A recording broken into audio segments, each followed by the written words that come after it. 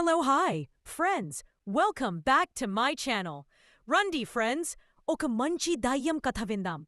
ఒక చిన్న గ్రామం పేరు రామదండపల్లి. ఆ ఊరిలోని పాత హైస్కూల్ భవనం చాలా సంవత్సరాలుగా మూసివేశారు. గ్రామస్థులందరికీ ఇది దయ్యాల బడిగా పేరు పొంది ఎవరూ అక్కడికి దగ్గరికి వెళ్లేవారు కాదు. ఒకరోజు ఊరికి కొత్తగా వచ్చి చేరిన యువకుడు పేరు అర్జున్. అతను చదువుకున్న ఐడియలిస్టిక్ టీచర్. గ్రామబడిని పునరుద్ధరించడానికొచ్చాడు. కాని అక్కడికి ఎవరూ రావడంలేదు. పిల్లల తల్లిదండ్రులు, "ఆ బడిలో దయ్యముంది సార్, మా పిల్లలు అక్కడికి పోరు" అని గట్టిగా మనిస్వరమిచ్చారు. అర్జున్ విచారపడ్డారు, కాని వదిలిపెట్టలేదు. ఆ రాత్రి స్కూల్ భవనంలోనే మిగిలాడు. అర్ధరాత్రి గాలి బలంగా వీచింది. తెరిచిన బారాల ద్వారం గర్జనతో తలుపు మోగింది. అర్జున్ కునుకుదిరుగుతున్నప్పుడు ఒక శబ్దం వినిపించింది. "చదువుకో, చదివించు." అతడి కంగారు పడలేదు. ఇది ఊహా లేదా నిజమా అని ఆలోచిస్తూ వెలుగులు వేసి బయటకు వచ్చాడు.